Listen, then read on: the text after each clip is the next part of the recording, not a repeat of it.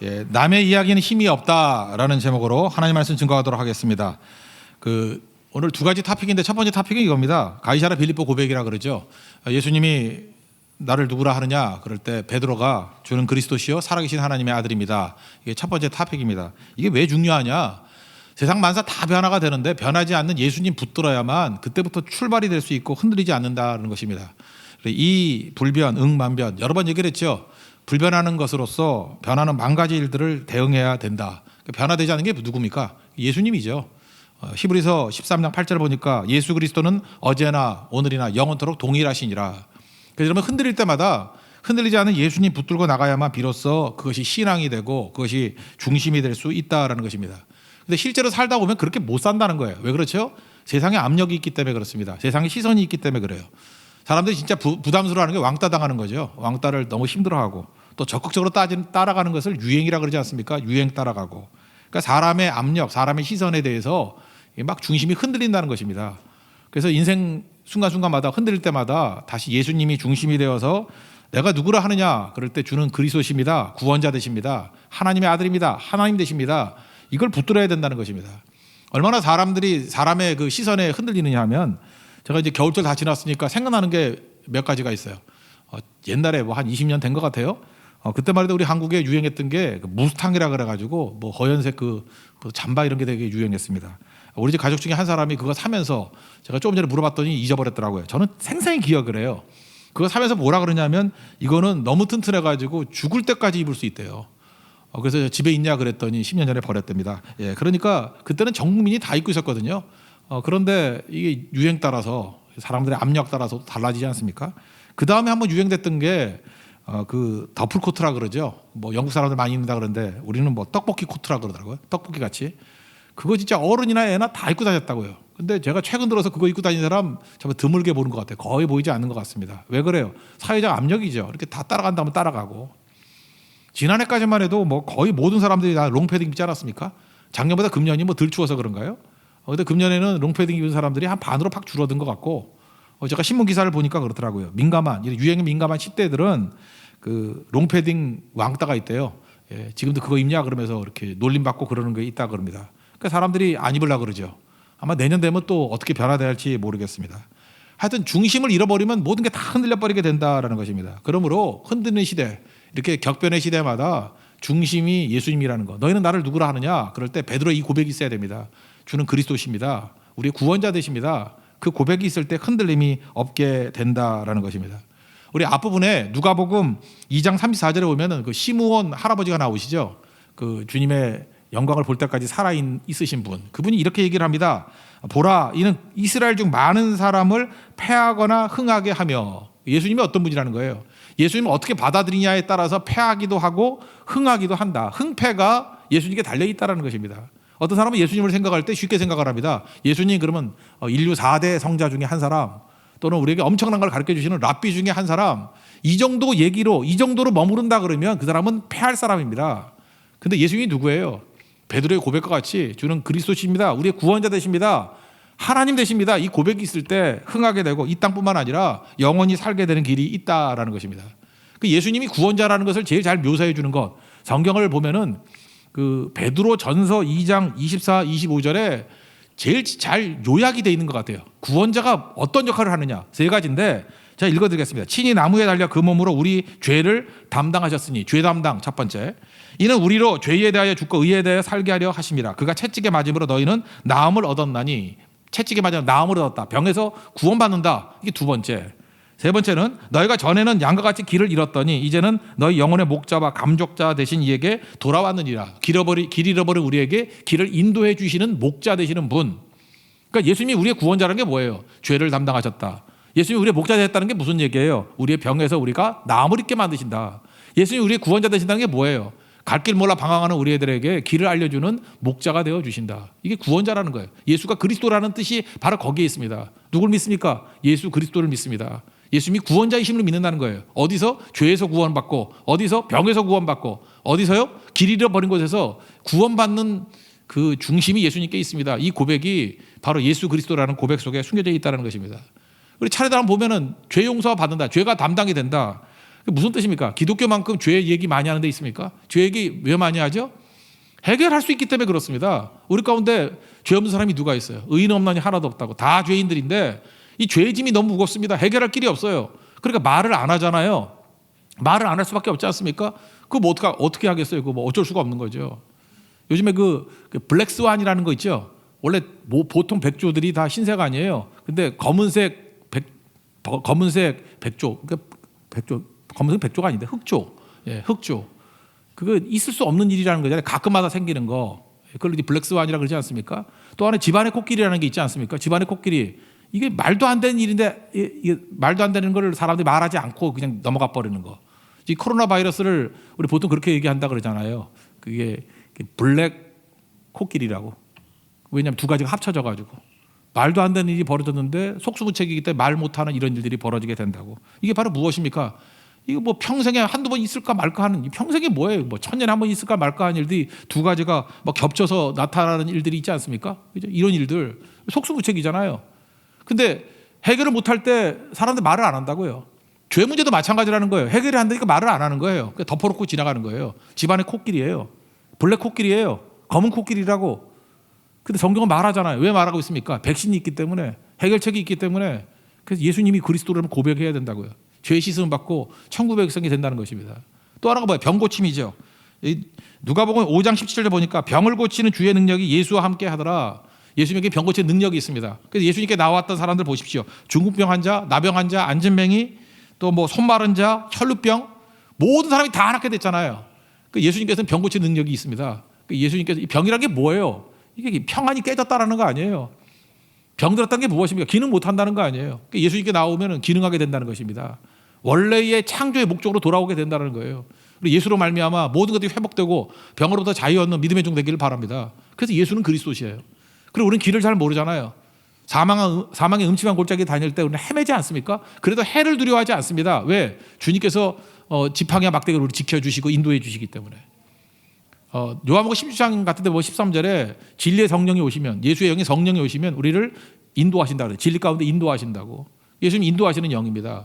그러니까 나를 누구라 하느냐 할 때 누구나 남 얘기가 아니라 내 고백이 나와야 됩니다. 주는 그리스도시요 살아계신 하나님의 아들입니다. 이 고백이 있게 될 때 참된 구원이 있고 길이 열리게 되고 살게 된다는 것입니다. 그렇게 될 때 예수님께서 마태복음 16장에 병의 구절이 나오는데 베드로에게 천국 열쇠를 준다 그랬어요. 천국 열쇠가 어떤 역할을 하느냐? 땅에서 매면 하늘에서도 매일 것이고 땅에서 풀면 하늘에서도 풀 것이다. 이걸 오해해 가지고 예수님 믿으면 능력이 임하게 되는데 이제는 내 멋대로 뭐든지 할 수 있어. 그러니까 무슨 도깨비 방망이를 생각하는 거예요. 이제는 예수님 믿기 때문에 내 멋대로 뭐든지 할 수 있어. 그 램프의 거인같이. 그런 뜻이 아니죠. 그래서 어떤 사람이 이렇게 얘기를 했어요. 그 신학자가 얘기를 하기를 우리가 천국 열쇠를 받으면 푼다라는 것보다도 깨진다가 더 맞다고. 그래서 우리 옛날에 예수 믿을 때 그래요. 은혜 받으면 내가 오늘 깨졌어 그런다고요. 느낌이 딱 깨진 느낌이 와요. 깨진 느낌. 풀고 매는 것이 내 뜻대로 풀고 매는 게 아니에요. 내 멋대로 하는 게 아니라고요. 제일 먼저 느끼는 게 뭐냐 하면 깨지는 거예요. 뭐가 깨져요? 내 자아가 깨지는 거예요. 그래서 오늘 23절에 그러잖아요. 나를 따라오거든 자기를 부인하고 자기 십자가를 지고 나를 좇을 것이라고. 예수님 만나면은 내 자아가 다 깨져버립니다. 깨져버리고 내 안에 주인이 예수님이 되신다는 거예요. 그래서 그 사람이 예수님이 계신지 안 계신지를 어떻게 하느냐 하면 그 사람이 매는 모습을 보면 예수님이 맬 거를 매요. 그 사람이 푸는 걸 보면은 자기 뜻이 아니라 예수님이 풀 거를 풀어준다고. 그래서 예수님이 향기가 나요. 그래서 그 안에 예수님이 내 주에 계신다는 걸 깨닫게 되는 거죠. 여러분 철들었다는 게 뭐냐? 예수 믿는 건 철드는 거거든요. 철들었다는 건 뭐죠? 철들었다는 것은 이치를 안다 또는 깨달았다 그럴 때 철들었다 그러지 않아요? 부모의 마음을 이해한다. 그게 철들었다는 거 아니에요? 제가 우리 아이들 어렸을 때 기억나네요. 이렇게 뭐 장난감 파는 게 용산에 도매상이 있었거든요. 거기 이제 가끔 가서요. 뭐 자주 가지는 않지만 가끔 가면은 그게 장난감 가게 큰 가게예요. 큰 가게에 들어갈 때 항상 그 부모에게 끌려 나오는 애들이 서너 명씩 보였어. 질질 끌려 나오는 거. 왜 끌려 나오죠? 애들은 사고 싶다고 저거 사줘 그러는데 그 부모 얼굴 보니까 그 사줄 만한 돈이 없는 것 같아. 그저 여유가 없는 것 같아요. 뭐 애가 사달라는 건 거의 캐슬을 사달라고 그래요. 성을 사달라요. 애들 장난감으로 뭐 100만 원, 200만 원짜리 어떻게 사줍니까? 그죠? 애들은 또 그걸 원한다고. 그러니까 막 뭐 말도 안 되는 걸 원하는 거예요. 그냥 눈이 뒤집혀가지고 데려가면 안 되는 건데, 그죠? 눈이 뒤집혀가지고. 그러니까 어떻게 해요? 눈을 감고 끌고 나오는 거죠. 그래서 너무 재밌었어요. 개 끌고 나오지 막 끌려 나오는 거. 왜 그렇죠? 철이 없어 그래요. 걔 아이들의 특징이 무엇입니까? 자기 생각만 있어요. 아이들의 특징이 무엇입니까? 자기 뜻만 있어요. 그러니까 철없는 행동이죠. 부모가 어떤지도 모르고. 반대 생각이 될 수도 있죠. 어떤 고등학생 아이인데 고등학생 아이 뭐 공부하고 자기가 요즘에 휴대폰 같은 거 뭐가 좋은지 모르는 사람이 누가 있겠습니까? 뭐 아이폰을 쓴다 그러면 11 프로라든지 뭐 이런 거, 그죠? 뭐 한 150만 다 넘잖아요. 뭐 그런 거 좋아하고, 뭐 갤럭시 쓴다 그러면 뭐 S20도 새로 나오고 뭐 다 알잖아요. 비슷한 거. 그런데 부모의 이 주머니 사정을 아는 거예요. 집안 사정을 아는 거예요. 딴 데도 나가야 될 것들이 많기 때문에 옆에서 물끄러미 봤습니다. 뭐 살래? 그랬더니 제가 보니까 그 단계가 한 2단계는 떨어지는 것 같더라고요. 그죠? 무슨 노트 7인가 뭐 이 정도. 죄송합니다. 그거 쓰는 분들에게 내가 비참하라고 얘기한 거 아니고, 그거 보니까 뭐 얘기를 주로 나누는 거 보니까 그렇더라고요. 뭐 요금제만 제대로 하면은 뭐 7만 원으로 되고 5만 원으로 된다고 뭐 이렇게 설명을 하더라고요. 근데 나는 이 정도면 돼요 하고 그거를 고르더라고요. 근데 그때에 그 아버지와 아들이 말이 없었어요. 그 아들도 그런 거죠. 아들은 왜 말이 없죠? 내가 아버지 사정을 알아요. 우리 집 사정을 알아요. 철든 거죠. 아버지도 감동받은 거 아니에요. 야, 이놈이 철들었네. 자기가 원하는 거는 분명히 S20일 건데 그거 손 안 대고 그 정도 필요 없어요. 난 공부하기 때문에 이걸로 충분해요 하고 이걸 붙드네. 무슨 뜻입니까? 철들었다는 건 자기 뜻대로 하는 게 아니에요. 자기 마음대로 하는 게 아니에요. 이치를 깨닫는 거예요. 상황을 깨닫는 거라고. 아버지의 상황을 이해하는 거라고요. 내 안에 천국의 열쇠를 줬다는 게 뭔지 아십니까? 내 안에 예수님이 거주하시는 거예요. 내주하시는 거예요. 그래서 예수님 뜻대로 따라가는 거예요.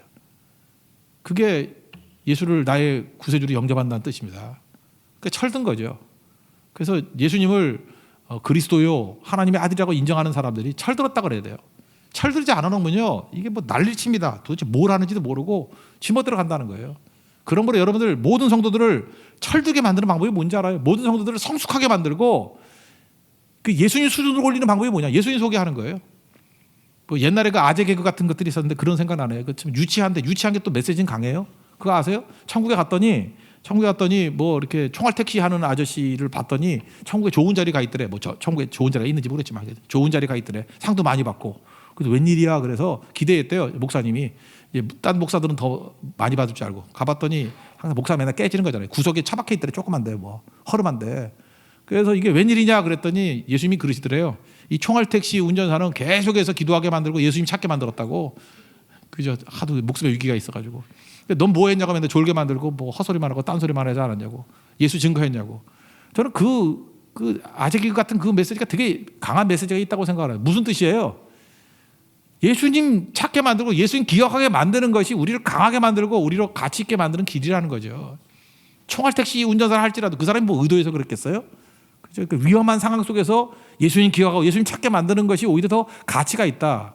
참 그게 찝찝해 보이지만 역설적 진리가 있는 거 아니에요? 예수가 답입니다. 너희는 나를 누구라 하느냐? 주는 그리스도시요 살아계신 하나님의 아들입니다. 여기서부터 파워가 나온다는 거예요.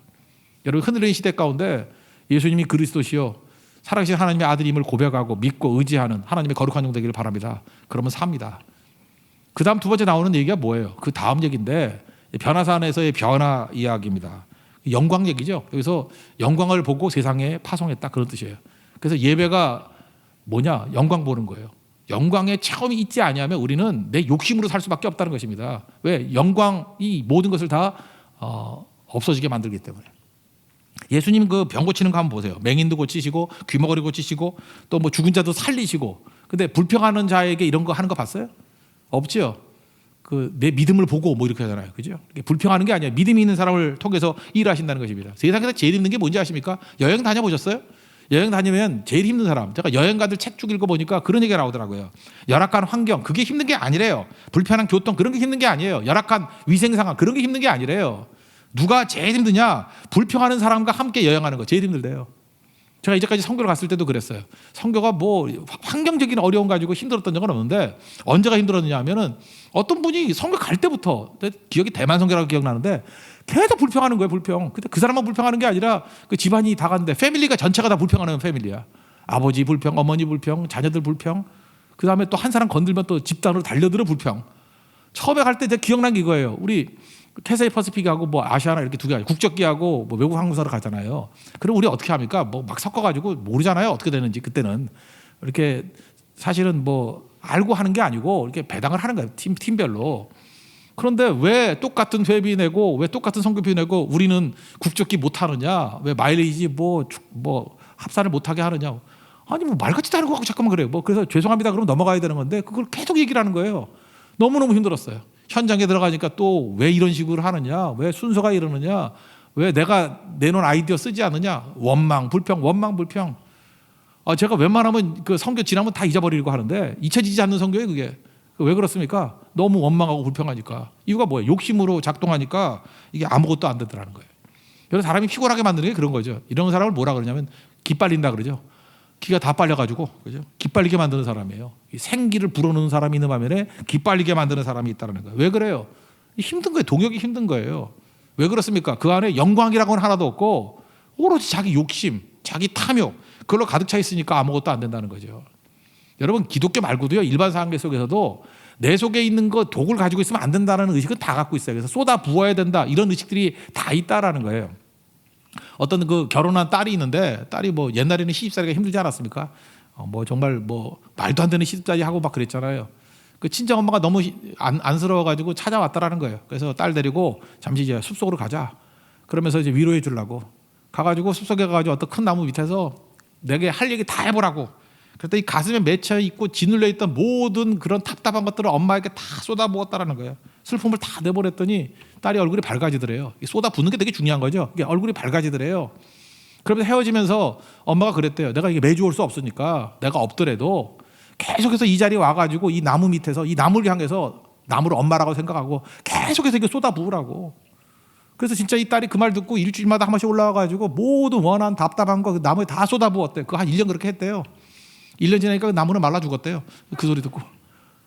여러분 그런 거 아십니까? 이걸 연민피로라고 그러는데 연민피로 이걸 보통 그 서비스업 하는 사람들을 그 감정 노동자라 그러잖아요. 계속해서 이런 독 같은 거 기빨리는 얘기도 잠깐 들으면요 죽게 돼 있다라는 거예요. 이거 제대로 못 살아요. 그렇지만 그 무슨 얘기예요? 이 독이 내 속에 있으면 내가 죽고 밖으로 나가면 상대가 죽는다는 거죠. 근데 이런 얘기들이 다 있다는 얘기는 뭐예요? 우리에게는 해결 못할 내 안에 이 독이 있다라는 거예요. 해결 못할 이 답답함이 있다라는 거예요. 근데 나무에게 토로하지 아니하고 우리는 말할 수 있고 응답하실 수 있는 하나님이 계신다는 게 얼마나 감사한 일입니까? 예레미야 33절에 뭐라 그래요? 너는 내게 부르짖으라. 쏟아 부라는 거죠. 내가 내게 응답하겠고. 이게 위로되지 않아요? 네가 알지 못하는 크고 은밀한 일을 내게 보이리라. 응답뿐만 아니라 알지 못하는 크고 은밀한 일. 아래에서 속 시원하다라 끝나는 게 아니라 아래는 그 순간에 내가 알지도 못하는 크고 은밀한 일들을 더 보여주신대. 더 좋으신 하나님 아니에요? 베드로전서 5장 7절 같으면 너희 염려를 다 주께 맡기라. 이게 맡기 다 쏟아 부으라는 거예요. 권고하신다. 권고라는 게 가족같이 여긴다는 거거든요. 내가 아버지같이 내가 내 모든 것을 다 받아주겠다 이렇게 말씀하십니다. 그래서 중요한 게 뭐냐면 영광 대신 예수님 만나보고 그 안에 가가지고 이렇게 쏟아 부으면요 예수님의 영광을 만나게 되면요 그레이드가 달라지게 됩니다. 오늘 성경 공부 내용이 민수기 12장인데 여러분 모세를 보면서 좀 특이하지 않아요? 모세가 어떤 사람이었어요? 다혈질이고 막 분노 못 참고 막 그런 사람 아니었습니까? 얼마나 못 참았는데 사람 때려 죽이고 막 이러는 거잖아요. 그죠? 이 사람이 그 성질 보통 사람 아니에요. 그런데 민수기 12장에 보면은 그 구스 여인 뭐 흑인하고 결혼했다 그래가지고 자기 형제인데 아론하고 미리암이 깐죽거리고 있죠 계속. 왜 그래? 그러면 비방하고. 우리 보통 때 예상하는 모세의 성격 같으면 어떻게 해야 돼? 다 뒤집어 엎고 이 아론이든 미리암이든 다 나와 뭐 누나고 형이고 뭐가 있어 뭐 이러면서 대판 싸울 사람 같이 보이는데 참아요. 그래서 12장 3절 같은 데 뭐라고 그래요? 모세의 온유함이 지면에 있는 모든 사람보다 뛰어나다. 옛날에 승하다. 이일승 잘 썼어요. 승하다. 온유가 대단하다. 왜 이런 일이 벌어질까요? 그 이전에 하나님의 영광을 받기 때문에 그래요. 영광을 보니까 세 가지 현상이 벌어지는 거예요. 첫 번째는 온유해져요. 온유가 뭡니까? 온유 정의가 뭐예요? 하나님이 분노하실 때까지 기다리는 거예요. 그게 온유예요. 이삭도 그랬죠. 우물 파면 뺏어가고 우물 파면 뺏어가요. 하나님이 분노하실 때까지 기다리는 거예요. 나중에 부엘세바, 이가봇 뭐 엄청나게 터지잖아요. 하나님이 분노하시니까 두려움 떨게 만들잖아요. 여러분 우리가 온유 못하는 이유가 뭐죠? 온유 못하면 우리가 하는 일이 뭐예요? 내가 선악과가 되는 거죠. 내가 하나님이 돼서 선악을 분별하고 내가 심판하려고 그러고 그래서 그 고난 자체가 오는 힘듦도 있음에도 불구하고 내가 또 하나의 선악과의 죄를 짓는 거예요. 왜 그렇습니까? 하나님 영광을 보지 못하니까. 하나님의 영광을 바라보면 변화사에서 영광을 바라보면 하나님이 해결해 주시고 하나님이 심판주가 되어주시고 하나님이 결론 내려주실 거야 라고 하는 기다림이 있어요. 그걸 온유라 그래요. 온유. 온유가 생기잖아요. 영광 본 사람이 온유가 있어요. 그다음 또 하나가 뭐예요? 뿌리죠. 뿌리. 영적 뿌리가 깊은 거예요. 거기서 하나님께서 12장 7절에서 8절에서 친히 이렇게 말씀하셔요. 나는 모세와 대면했다. 그리고 모세에게 직접 말해준다. 그리고 모세에게 내가 형상까지도 보여줬다. 뭐 어마어마한 거죠. 근데 모세가 이거 스스로 말한 적이 있어요? 없어요? 없어요. 하나님이 알려주신 거예요. 지금 모세가 보여주는 부분이 한 열이라 그러면 모세의 진면목은 뿌리로서 100, 200 정도가 있는 거예요. 여러분 인생 어떻게 살아야 되는지 아십니까? 영광을 바라본 사람은요, 우리가 딴 사람들이 평가하는 것보다 훨씬 더 깊은 뿌리가 있는 인생이에요. 위험한 게 뭐죠? 뿌리가 간들간들하는 거예요. 위와 등치만 큰 거예요. 바오바오 나무 같이 그냥 뿌리가 뒤집어진 것 같은 모양. 그걸 뭐라 그래요? 과장이라 그러고 그걸 자랑이라 그러잖아요. 참 위험한 겁니다. 근데 멈춰야 돼요. 내가 지금 10밖에 되지 않는데 내가 20이라는 평가를 받는다 그러면 멈춰야 돼요. 이게 뭡니까 하고. 근데 다시 영광으로 들어가야 돼요. 근데 모세는 영광을 바라보니까 다 숨기고 있잖아요. 그죠? 빙산의 일각이잖아요. 1%밖에 안 보여요. 그 안에 뭐 어마어마한 숨겨져 있는 부분이 있더라고요. 하나님이 증명해 주잖아요. 영광 본 사람은요, 영적 뿌리가 있습니다. 그래서 교회도 무서운 게 뭐냐면 겉으로 드러나는 것이 1밖에 안 보여요. 근데 캐보면 엄청난 능력이 있는 거예요. 숨겨진 능력이 있는 거예요. 그냥 기도해서 응답받는다는 정도가 아니라 크고 은밀한 일들이 숨겨져 있는 교회예요. 그게 능력 있는 교회죠. 왜? 영광을 받기 때문에. 모세는 이런 영광이 있어요. 영광을 통해서 깊은 뿌리. 그러니까 나중에 어떤 일이 벌어지냐. 하나님을 방불케 하는 살리는 영이 돼요. 나중에 용서의 기도를 하죠. 미리암이 나병에 걸리지 않습니까? 근데 놔두면 죽는 거 아니에요. 자기에게 대들다가 비방하다가 저가 꼴 좋다 그러면 될 건데, 믿는 사람은 영광을 위해서 절대 그러지 않는다고요. 하나님의 마음을 품기 때문에. 내 안에 예수님이 계시잖아요. 예수님의 마음으로 메고 푸른 일을 해요. 풀어주죠. 미리암을 위해서 중보기도 하고 아론을 위해서 중보기도 해요. 그래서 회복이 되잖아요. 이게 영광 가진 사람이 하는 일이에요. 결국 영광의 마지막 모습은 무엇입니까? 용서의 기도를 통해서 구원자의 모습을 보이게 되더라는 것입니다. 스데반도 그랬죠. 스데반 보세요. 그가 천사의 얼굴을 갖게 되었다. 그거 무슨 뜻이에요? 영광이 임했다는 거죠. 그랬더니 마지막 모습이 뭐였습니까? 저들의 죄를 용서해 달라고. 그래서 그들을 구원받고 그 스데반의 기도로 말미암아 사울이 바울 사도가 돼버리잖아요. 되게 중요한 거죠. 고린도 후서 3장 18절에 보면은 이런 말씀이 나와요. 우리가 수건을 벗은 것 같이 주의 얼굴을 보니까 주의 영광을 보는 것 같이 보인대요. 그러니까 내가 주님의 영광을 본대요. 그러니까 하나님의 실체가 영광이거든요. 주님의 영광을 본대요. 그랬더니 영광을 보는 그 사람이 같은 형상으로 변화하여, 영광을 보는 사람이 뭐가 돼요? 같은 형상으로 변해서 영광이 임한다는 거예요. 그래서 영광에서 영광에 이르니 주의 영으로 말미암음이라. 이걸 모세에게 해당된다 그러면 하나님이 영광이셔요. 영광된 하나님을 계속 바라보니까 모세가 영광스럽게 변화가 됐어요. 그러고 난 다음에 그 영광을 가지고 치졸해 보이는 인간들이 있죠. 아론이나 미리암의 부족함들을 영광스럽게 만들어주죠. 이 삼중의 영광이에요. 하나님의 영광, 모세의 영광, 아론의 영광. 이렇게 된다는 거예요. 똑같은 거죠. 스데반 집사님 마찬가지죠. 하나님을 바라봤어요. 예수 그리스도를 보좌 우편에서 예수님의 영광을 바라봤어요. 그랬더니 스데반은 영광스럽게 됐죠. 그의 얼굴이 천사의 얼굴이 됐잖아요. 영광스럽게. 그리고 그의 용서의 기도로 말미암아 바울의 영광이 임하게 되잖아요. 또 바울은 그 밑에 있는 디모데, 그의 또 많은 사람들을 영광스럽게 만드는 거고. 그러니까 교회는 영광이 있는 곳입니다. 교회 하나님 만나면 영광이 임하게 된다라는 거예요. 그래서 지금 예수님께서도 오늘 9장 31절 이렇게 나오죠. 영광 중에 나타나서 장차 예수께서 예루살렘에서 별사하실 것을 말하셨어요. 왜 영광이 왜 필요하느냐 하면 이제 장차 임하게 될 모든 고난과 환난과 어려움들을 이길 수 있는 힘이 바로 여기에 있기 때문에 그렇다라는 것입니다. 그래서 교회는 영광이 있어야 되고 영광을 맛보게 될 때 비로소 이기는 종이 된다라는 것입니다. 이게 되게 중요한 거예요. 세상은요 이 패턴을 알기는 아는 것 같아요. 근데 영광의 실체가 없으니까 흉내만 내는 거죠. 여기 우리 맨날 저기 네팔 성전에 있는 데 가보면 그 티베트 불교 믿는 사람들이 나와요. 그러면 그 통렌 수행이라는 게 있더라. 통렌 수행. 그래서 뭔가 그래. 내가 이렇게 목걸이 하나 사주면서 물어봐. 통렌 수행이 뭐냐 그랬더니 주고받게 뜻은 통렌 그러면 주고받는다 그런 뜻이에요. 그들이 맨날 도 닦으면서 하는 일이 뭐냐면 숨을 들이마시는 거는 다른 사람의 고통을 들이마시는 거래. 뭐냐 그랬더니 뭐 이렇게 숨 들이마시 뭐 하냐 그랬더니 다른 사람의 고통을 들이마시는 거래. 다른 사람의 고통을 들이마시면 뭐 하려고 그러는지. 그러니까 뭐 지가 보기에 도 닦는 거야. 들이마신다. 숨을 내쉬는 건 뭐냐면 자기 안에 맑은 게 있대요. 맑고 건강한 기운이 내보내지는 거래요. 그러니까 맨날 숨 마시고 내려보고 그러면서 나한테는 뭐 $1 하면서 그거 팔고 난 참 이해가 안 돼요. 그죠? 뭐가 그렇게 넘치는지. 그러니까 뭐냐 하면 인생에 부족한가 답답함을 알고 있는 거예요. 영광이 뭔지는 알고 있는데 영광을 보지 못한 거예요. 그러니까 계속해서 발버둥 치고 있는 거죠. 목말라 하면서. 성경은 얘기하고 있잖아요. 이 영광의 실체가 있다라는 거죠. 그래서 여러분들 이런 거예요. 영광을 보지 못하고 우리는 알아요. 하나님의 영광된 모습이라는 기억이 남아있기 때문에. 근데 영광 없이 잠깐만 일을 해요. 그런 사람을 뭐라 그러냐면 번아웃 된다 그래요. 있는 줄 알았는데 없었어.